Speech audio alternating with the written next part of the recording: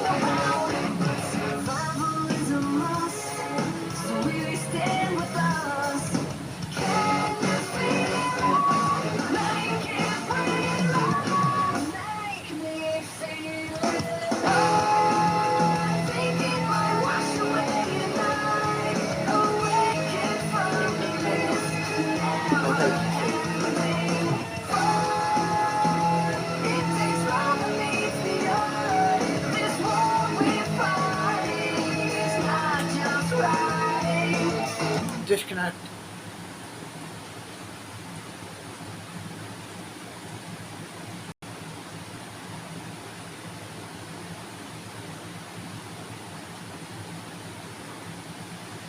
Return to YouTube video. Trying to cheer him up, embracing him, and telling him that she is his mother, and no matter how far away he is, she will always be watching over him. Embracing him, she declares that she will never stop loving him even after she dies. Embracing her in turn, Noah tells her that he will always love her as well. And so he departed from Earth and headed towards a faraway world.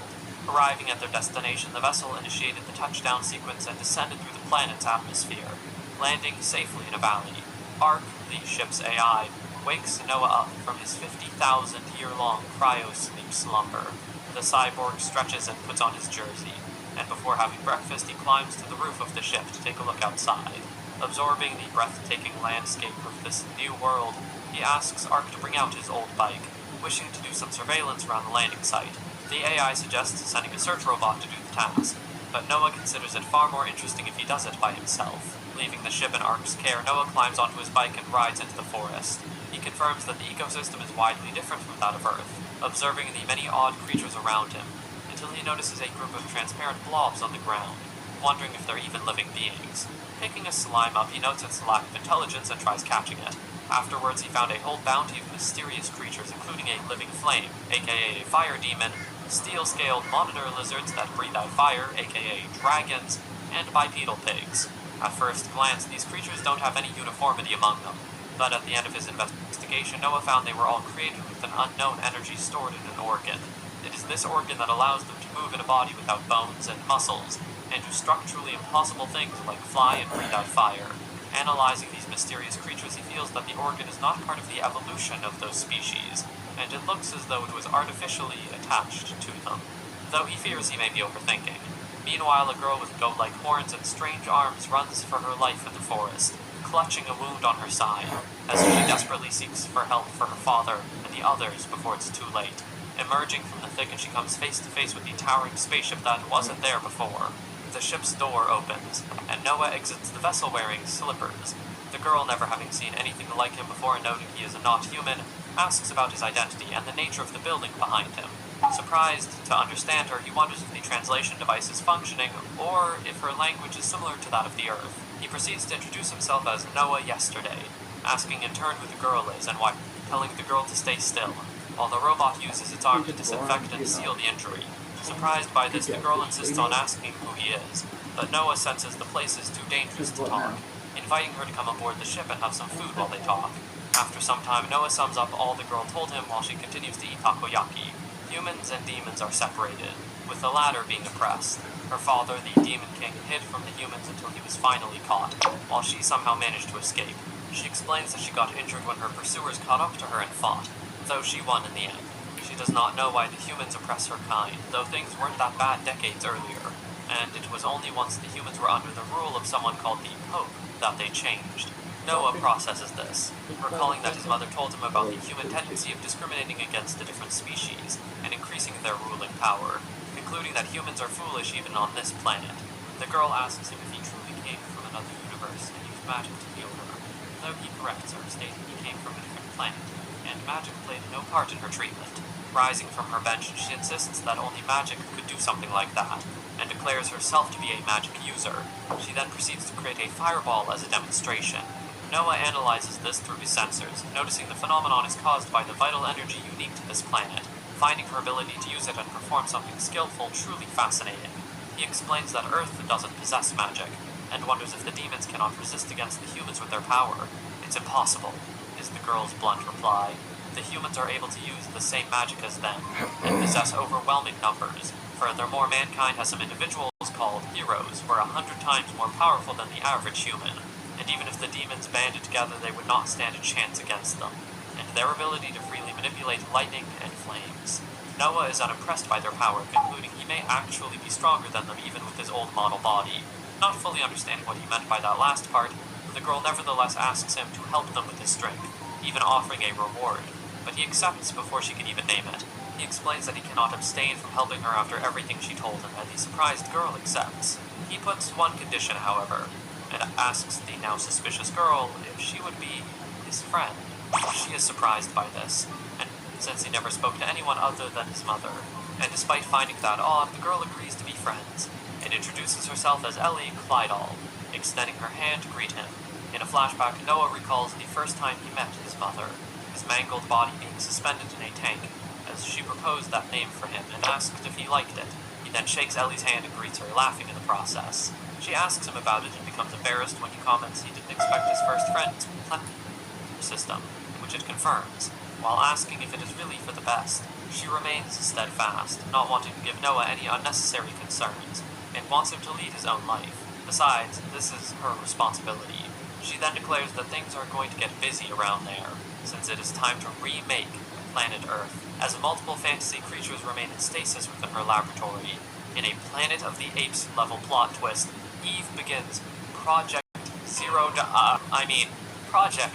Reincarnation. Ellie stands on the spaceship's balcony, surprised that it can fly. Noah then arrives, informing her that they are a few minutes away from their destination. The demon girl claims not to be worried, being fully confident in her father's ability to overcome any tough situation, but her face tells a different story. Meanwhile, the Overlord's castle is under siege, its magical shield beginning to crack under the constant barrage of magical attacks launched by the human mages outside. In the throne room, a demon named Solst informs the Overlord about the barrier's imminent collapse, and reports that all his subjects have been safely evacuated underground. Thanking him, the demon tells his aide to make his escape as telling into the fray. Ellie tells him to be careful, that Noah is fully confident in his power as he leaps down. The human mages do not know how to respond to the massive vessel floating before them, and desperately ask their commander for orders. He tells them not to get flustered, believing the ship to be an illusory magic created by the demons to confuse them, ordering them to press on with their assault. With a loud thump, Noah comes crashing down on the bridge behind him, and the captain turns in confusion to face this new threat, not knowing what's going on. Emerging from the cloud of dust, Noah politely addresses the humans, and asks them to promptly leave the castle. The mages acknowledge the command and assume battle stances, proceeding to launch several simultaneous magical attacks toward Noah. Without even flinching, Noah raises his hand, deploying 2 shield projectors, which immediately raise a powerful barrier that absorbs the incoming attacks with ease. The mages are taken aback by the sudden disappearance of their attacks, but they have little time to think before Noah goes on the offensive. He then sends Ark the code 002, upon which the AI transfers the 1000 blaster weapon to him. The weapon begins to take shape, turning Noah's right arm into a powerful arm cannon, and the cyborg locks on multiple mages, instructing Ark to make slight adjustments to the projectiles so they do not kill them. He is counting on this, being fully aware of the ability of humans to destroy a planet fueled by the resentment of having their allies killed. The captain is unfamiliar with this technology, and orders his mages to concentrate their fire on Noah and melt him down. No sooner have they acknowledged the order than they come face to face with Noah's overwhelming firepower. He fires a single shot towards the sky, with the projectile splitting into multiple individual warheads that seek and strike the mages in non-lethal areas with pinpoint accuracy, giving them incapacitating flesh wounds and effectively putting them out of combat. Noah looks at the wounded men groaning on the floor, surprised that was all it took to win. Meanwhile, the captain is dumbstruck by what he just witnessed. One of his soldiers informs him that though the attack did not result in any fatalities, Almost all of their units have been rendered unfit for battle. Cursing, the officer finally accepts defeat and orders his men to retreat, planning to report on what happened to the heroes back home. Once the threat is over, Ellie descends from the ship and runs along the castle's corridors with Noah in tow. She tearfully embraces her father, glad to see that he is okay, while the sobbing Demon King is overjoyed to find his daughter has emerged unscathed from all of this. He then turns his attention to Noah, demanding to know who he is. Ellie properly introduces him as the one who saved her when she was in trouble, and the Overlord notes that he really helped him out big time, both with the human assault and taking care of Ellie, declaring him to be an incomprehensible exoskeleton species, mocking the supposed elite warrior. That the castle's location is now known by the humans, so he must now find another safe hideout as soon as possible. He doesn't have any leads, however, and passive-aggressively hopes that there could be a kind exoskeleton-looking demon out there generous enough to provide habitats for about 500 demons to live in. Ellie is annoyed by his indirect way of asking Noah for help, but the cyborg is fine with him, telling him it is impossible to transport something that big. As he approaches her, the girl tells Noah that her father is insisting on taking the not boulder before proceeding to tase him into unconsciousness in front of his shocked daughter.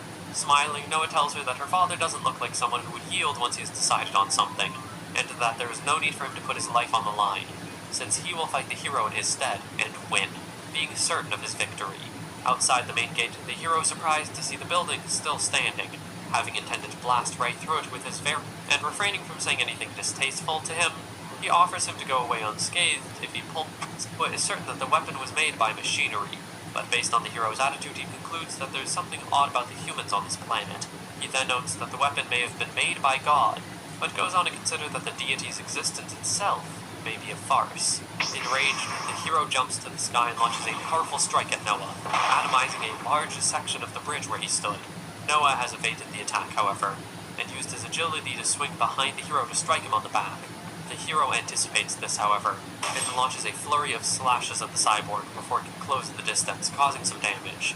Both combatants note each other's skill, and the hero notes that out of respect towards his capabilities, once the blade is fully charged, the hero lunges forward, declaring this will be Noah's defeat.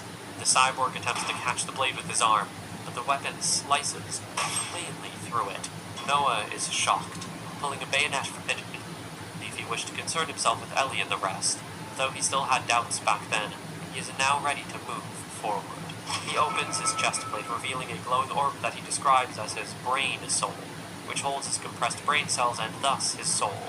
The hero laughs at the notion of a demon possessing a soul, but Noah points out his obsession with his sword. But still determined to cut him down, the hero draws his sword once more and dashes towards Noah at full speed. The pair exchange blows at breakneck speed once more, but this time the cyborg's improved body is more than capable of parrying every blow. The hero can't believe he didn't manage to cut him down even after unleashing the sacred treasure, but then realizes that Noah's body actually regenerates immediately after getting cut. The man attacks once more, planning on cutting him down until he cannot regenerate, focusing all of his attacks on one spot. Noah takes the hit and commends the deranged hero for doing that much, as his arm morphs into a powerful cannon. Placing his palm on the hero's chest, he decides to end the fight right there, firing at point-blank range, and shattering the weird organ in his chest. Noah decides to spare him, since the organ's destruction has turned him into a powerless human, and claims the sacred treasure to do some investigation on it. With nothing left to say, he turns and leaves the shattered hero laying on the ground. Back at the castle, the demons cheer for the returning Noah, with a tearful Ellie embracing him with joy. Confused, he calls for his mother, certain that there is something happening on that planet. Solemnly, the Overlord declares that they're going to visit the cemetery, with everyone in the ship's cafeteria falling silent at this new development. The room then erupts with yelling as the demons ask if it's that time of year already, fearing that will happen again, and asking their lord if they can compromise on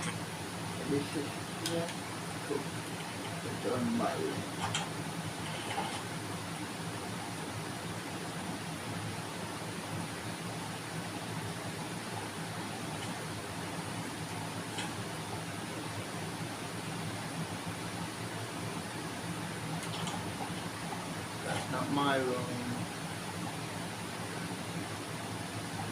This is my room. Pardon me. Well, I'll see you in a month, a week, couple of days.